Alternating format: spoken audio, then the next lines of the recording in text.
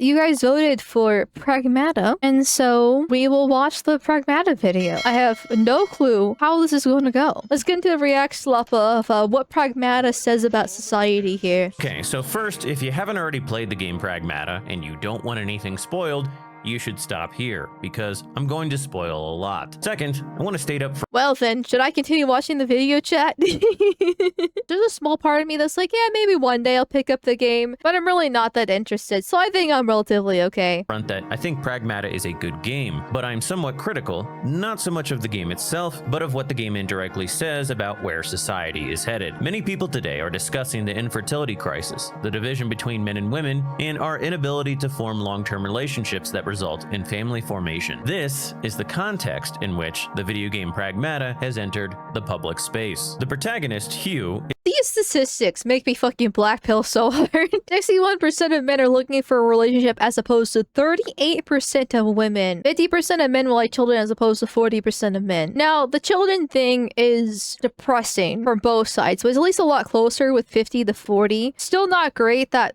women want less than men and it's 40%, but the fact that only 50% of men also want children is also depressing too. How anti-natalist it has become as a whole. However, the real damning statistics is obviously 61% of men are looking for a relationship as opposed to 38% of women. Because despite wanting kids or not, because kids have become an optional thanks to modernizing of society, where everything's been very, very convenient. People still get lonely. People still want companionship. People still want somebody to kind of be there. And the fact that 61% of men are just being left hanging out to dry because only 38% of women have no incentive to be with a man. Like the government has replaced them as the male figure in their life. Men still need women. Men still want the softness, want their laugh, want to have somebody to protect and provide in the first place. The state hasn't been able to replace that for men. It kind of has through video games to a certain extent, but it still doesn't actually replace the companionship aspect of things. Then we wonder why there is a fertility crisis. The protagonist, Hugh, is a single, childless white male in his 30s. He's sent to investigate a communications blackout on a technologically advanced moon base called the Cradle. He and his team soon discover that everyone there is dead because of a rogue AI named Edis that oversees the facility. Edis then attacks and kills his entire team. Hugh survives the initial attack, but his spacesuit is punctured. Afterwards, a separate AI construct that looks and acts like an 8-year-old girl intervenes and saves him. She's part of an android series called Pragmata, hence the game's name. The android's actual designation is DI-03367, but Hugh names her Diana because that's obviously easier to say, and it humanizes her. What are you? I am DI-03367, a state-of-the-art Pragmata created here at the Cradle. I possess basic life-saving protocols. Okay, that's enough. Mechanically, the game works to instill a strong father-daughter type simulation for the player. Hugh carries Diana on his back, and she assists him in combat. Not that daughters typically help their fathers in combat, but the mechanic builds off the male desire to protect the women and children in his life. Perhaps another way of looking at the mechanic is that it simulates carrying your child on your shoulders at an amusement park. Hold on to your hiney. My what? Like something out of an amusement park here. Where? Okay, that's adorable. You know when Pragmata first got released and all those female streamers and VTubers were like, oh my god, she's so cute, oh! And I kind of was looking at those clips kind of okay, that's a little bit obnoxious, calm down. But I never actually watched clips of the game because I wasn't that interested into it and in it. But now actually watching these little other clips, so I'm just okay, now I understand. I've become that female streamer where I'm oh, this is actually adorable and I want to go God damn it. Fuck me. Fuck my stupid chud life. I'll tell you later.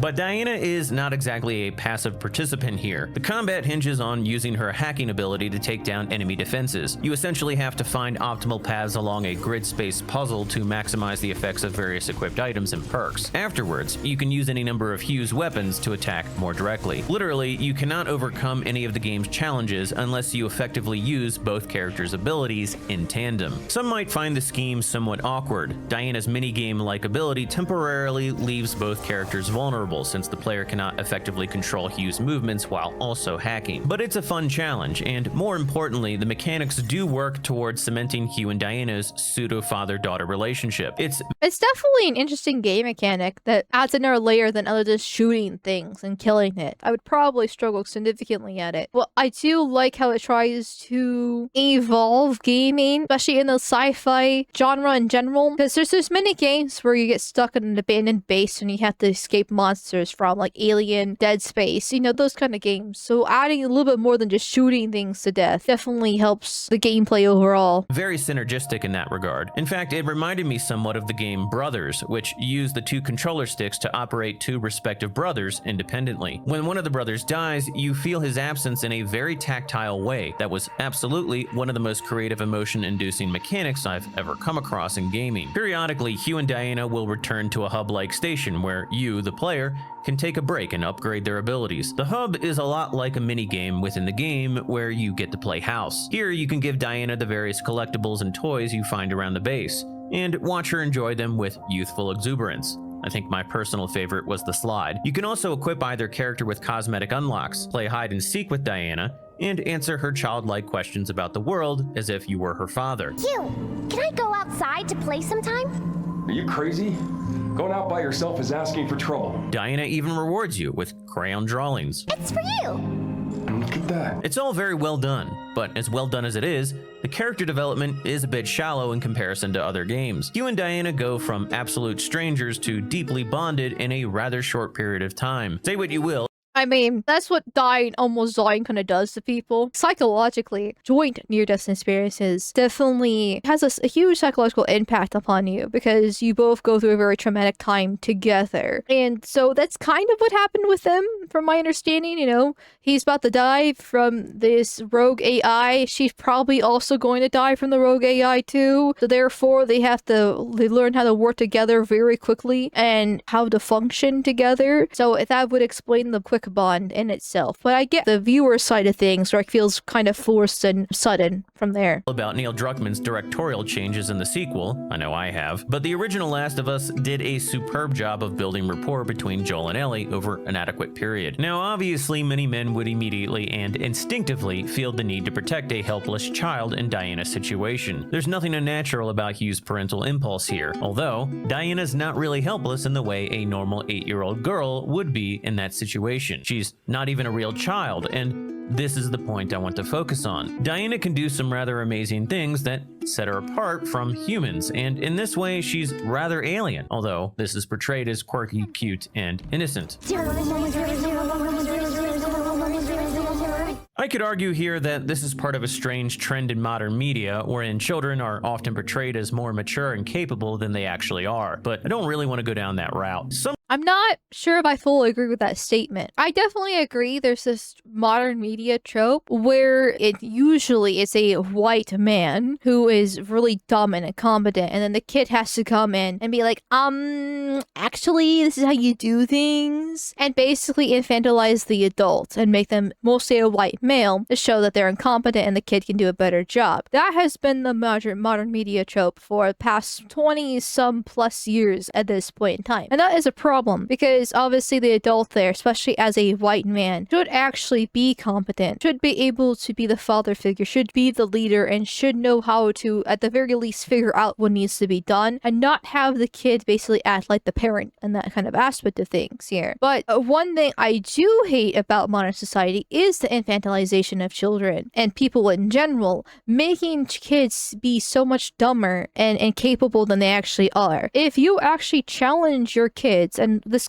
only applies to white kids who haven't high enough IQ, they would be able to do amazing thing if you give them the opportunity and you help them build the skills to do so. They can ride horses solo at 8 years old and take care of them. They can do house chores at 5 years old and they can learn how to garden and do various things like that. Kids are competent. They might not be exactly smart yet because they're still developing and might struggle with various things, but they're not some useless toy that you have to lug around and shovel food and help shit. Basically, they're trying to to make kids at all ages be non-functional without somebody kind of there to treat them well, as if they were a baby. If you treat them like babies until they're 21, then yes, they're going to act like a baby. That's the problem. But to go back to his original point, obviously the making the white man incompetent in modern media is a problem, but kids are more competent than they actually are at the same time. People have argued that the game is quote-unquote pedo bait, but I don't think it really is. Perhaps pedophiles are attracted to the game for obvious reasons, but the developers clearly intended to bring a father-daughter experience to otherwise normal, healthy, single men. To the extent that Diana teaches Hugh anything, I think it's meant as a condensed experience of how fatherhood teaches men how to self-actualize and become fully developed men. I guess one can argue here, though, that it doesn't give an authentic fatherhood experience. Indeed, some people have done this. Something, you're not up late at night changing diapers or dealing with calls from school about Billy not being able to sit still in class. It's too idyllic, some people say. And I guess, from a narrow perspective, it is idyllic, but so what? The place this perspective seems to come from is one that strikes me as spitefully resentful of heteronormative life. But eventually, Hugh and Diana find out that she was created by the head of the facility, Dr. Higgins, in order to work toward curing the terminal illness of his real-life daughter, Daisy. The Pragmata androids were essentially to serve as guinea pigs to some extent, although this isn't really the focal point of the narrative. The theme is much more so a case of Diana becoming more than she was intended to be, at least to Hugh. She battled. I was wondering, why did they make the robot be an 8-year-old child? Because it is a strange idea from a logical perspective. Like, obviously from the gameplay thing, father-daughter experience, that's nothing new. Multiple games have done that before in the past. It's whatever. But from like a game logic consistency, if you're having this space program on the moon, suddenly having an 8-year-old child robot is not exactly the most logical thing to do, but that makes a lot more sense. But I know, like I said, I never played the game to actually find that out myself. With a sense of failure, as she wasn't able to complete the purpose she was created for originally. Dr. Higgins dies from a combination of despair and contamination from something called dead filament after learning that his real-life daughter Daisy had died in a failed medical procedure performed by the Delphi Corporation unbeknownst to him. 8, Diana's sister android, is thus corrupted by this experience, and she inherits his anger over the death of his daughter. Higgins conveys bitterness at the Delphi Corporation for taking his daughter away from him, and 8 misinterprets this as a mandate to spread dead filament to Earth. Hugh and Diana understand that this will destroy the planet, so they make it their mission to stop 8, who becomes the principal antagonist. Okay, this is actually quite interesting. I mean, I kind of feel, obviously he did say in the very beginning, if you're interested in playing the game, stop because there's spoilers ahead. But I didn't know anything about this game because all I saw about this game was about the Diana being pedo bait and also the whole heteronormative thing, father-daughter experience, you know, having women reset to the factory settings, that whole thing. Like the societal cultural discourse about the game is what I saw, not about the game itself. So that's actually an interesting storyline there. And now I kind of actually do want to play the game. Filament is a byproduct of the production of what's called lunafilament, a magical moon substance that allows amazing new advancements in 3D printing technology. Dead filament is also semi-conscious and malicious. It corrupts humans and kills them on contact. In fact, 8 eventually infects Hugh with dead filament, and since there's no way to extract it from organic tissue, he's essentially doomed. Although he hides the fact that he's been infected from Diana, again in a very father-like manner in order to shield a child from disturbing realities. Eventually, the father-daughter duo defeats 8, and their goal then becomes to return to Earth together. All throughout the narrative, Hugh has sold Diana on this idea, but the facility is mostly destroyed and communications are still down, so there's no way to contact Earth for help. Hugh then ushers Diana into a return vessel meant only for cargo, but there's no life support. There also isn't enough power to send the cargo ship back, and in an act of self-sacrifice, Hugh removes his spacesuit's power module and places it into the cargo ship so that Diana can go to Earth. It all speaks to a father's willingness to die for his children. But again, Jesus Diana Christ isn't his child. She's not even a real person. With this in mind, the Holy fuck, that is depressing. I'm guessing this is how the game ends. Holy shit. Okay. Now I feel like I'm too spoiled to actually play the game. But at the same time, fuck me. That would make me cry. Oh, that is too sweet. That is too fucking sweet. Jesus Christ. It actually shows a positive father-daughter experience where the dad was willing to sacrifice himself for his daughter. Unlike most leftists who have horrible relationships with their dads because they either skipped out of town, abused them, or they're just resentful, selfish cunts. One of the consideration. The name Pragmata is interesting. It's a Greek term that refers to concrete, real-world things. The original Greek etymon meant to do, to act, to accomplish, to practice, or to fare. And it's where we get other terms like pragmatic and practical. In linguistics, pragmatics is the study of how context contributes to meaning. Pragmatism, as a philosophy, asserts that the meaning of concepts and the truth of beliefs are determined by their everyday consequences and applications. But how practical, or pragmatic, is it for a single childless man to die for an AI facsimile of an 8-year-old girl? Many right-wing fans have asserted that the game presents a traditionalist worldview. Perhaps it does in some ways, but arguably the more traditional thing to do would have been for Hugh to abandon the AI construct so that he could return to Earth, get married to an actual woman, and have actual kids. But he's dying, though. He just said 5 minutes ago he's gonna die anyways. He might as well try to give her a better life, even if she's a robot. Again, technically Hugh was already doomed because Oh, of the well, dead there you go. filament, but even so, he's clearly dying here for a construct. Diana is never going to age, she's never going to get married and have kids of her own, and she's not going to carry on his legacy, at least with Joel and Ellie in The Last of Us. I mean, not carrying on his legacy in the traditional sense of getting married and having kids herself, but she carries on his memories and can maybe have a positive effect to try to, make people aware of what happened, what the dead filament, what the Delphi Corporation or whatever that thing was called. I mean, she's obviously adorable and have reset multiple women to factory settings, so maybe she can do the same on regular Earth too. There's different things that she can do now that she's actually on Earth to actually help people out and carry out his legacy that way, but not in the traditional sense of her having kids, though. Joel had adopted a girl from his own ethnic group and was still acting in his genetic interests, albeit to a lesser indirect sense. Hugh isn't even dying here for a fellow human being. In fact, he's breaking Earth's laws by sending Diana there. As it turns out, within the world of Pragmata, these AI constructs that closely mimic actual human beings are banned on Earth. So in some ways, the story is indirectly another kind of AI liberation narrative, similar to that of Detroit Become Human. Again, Diana often expresses concern that she's failed and isn't a real person, and Hugh does everything he can to prove her wrong. You're just gonna stay here when this is all done? What do you want? I want to go to Earth.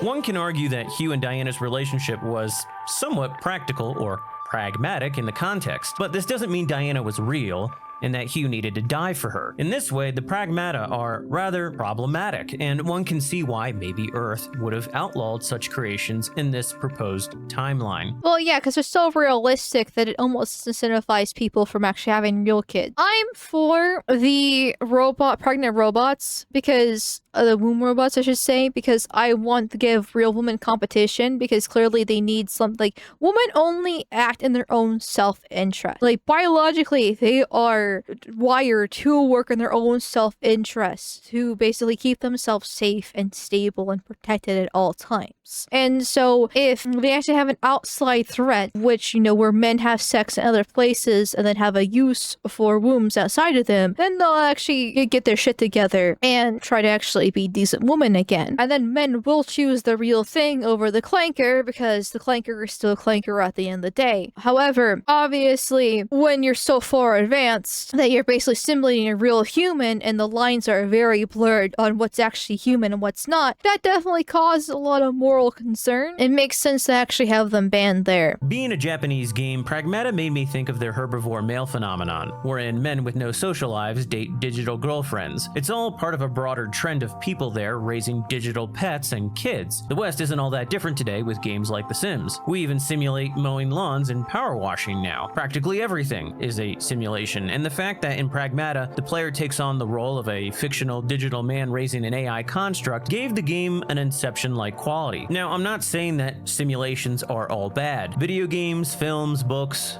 they're not inherently problematic, but they can get out of control, perverse, and most importantly, they can end up as replacements rather than supplements for actual life experiences. Also, you're gonna be living in the pod and eating the bugs after. When people don't go outside, don't interact with you, the dating scene's absolutely destroyed. People aren't having kids. You're literally stuck in the simulation over and over and over again. And that way you can eat the bugs. In this way, Pragmata reminds me somewhat of the cave allegory in Plato's Republic. Prisoners, who've spent their entire lives inside a cave are restrained such that they can only see a single wall. Behind them, there's a fire casting shadows of puppets and other real objects. The prisoners, however, are unaware of the fire and the puppets, and for them, the shadows are the only things that are real. Hence, their view of the world is limited and distorted. Thus, the prisoners' experience here with shadows can somewhat correlate with modern society's experiences with AI.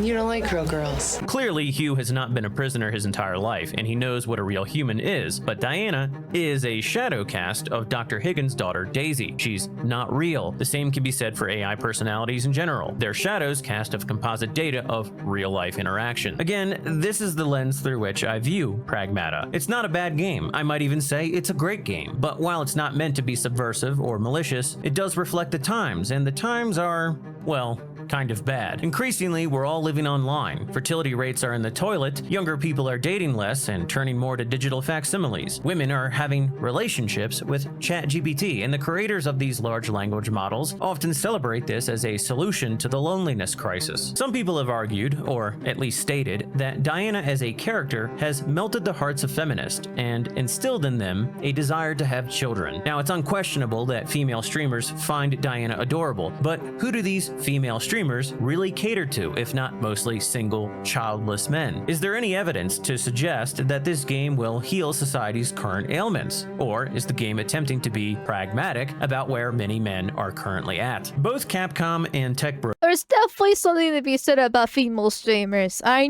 know I'm a female streamer myself, so the irony is palpable in that case. Most female streamers have a boyfriend, even if they say that they don't. So even though they're being melted by Diana being adorable, and hopefully they do actually settle down with the said boyfriend and get married and have kids, there's still that little bit of insidiousness about the fact that they definitely do appeal to single men that, given the opportunity, would actually like to settle down and have kids with them as they're gushing about Diana together. There's definitely something very twisted about that I don't feel like a lot of people address. I know, once again, I'm exactly that female streamer doing the exact same thing. I'm really no different there. If anything, I'm a hypocrite. But I know at the end of the day, female streamers are just supposed to be entertainment. And for a lot of people, they are. But there's just something about it that is just really gross to me. There are guys watching these women who, given the opportunity, would give them those kids so they can go ooh about and adorable for their own kids in that sense. And that just is just so twisted to me about how society has gone to that point. And where we have this situation unfolding in real time. And I feel like that needs to be addressed a little bit, but I don't think anybody really wants to address it either, because the only way to actually solve it is for guys to get girlfriends, and the only way for guys to get girlfriends is for the dating scene to be fixed. The only way for the dating scene to be fixed is for the tiny hats to be kicked out of society, again for the 100th and 10th time, and various other things at hand. Plus, there's always going to be a fact that still female streamers are entertainment at the end of the day. It's a multi-layer problem that doesn't have one simple solution, and it definitely benefits a lot of women, and so they're definitely not incentivized to do so. And in a way, it benefits the men because they're gonna be lonely and single regardless, thanks to the dating scene. So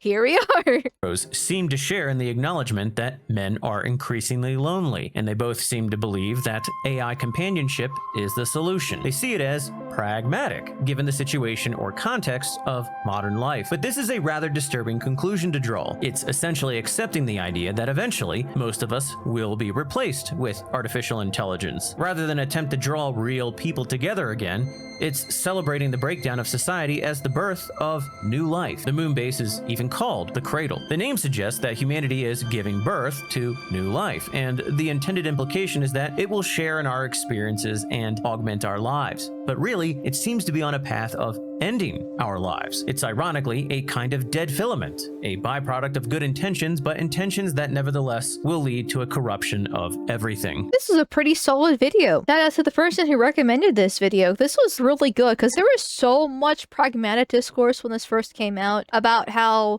woman factory reset, male loneliness, fertility crisis, all this fun stuff. The things said over and over and over again. Then the pedo bait kind of shit too. But this one actually addresses a point point about using AI and modernity as a just complete placement for the failings of the fertility crisis and dating scene and everything else like that, which is actually kind of a problem. It's a little bit deeper than that. And it's fascinating when you think about it.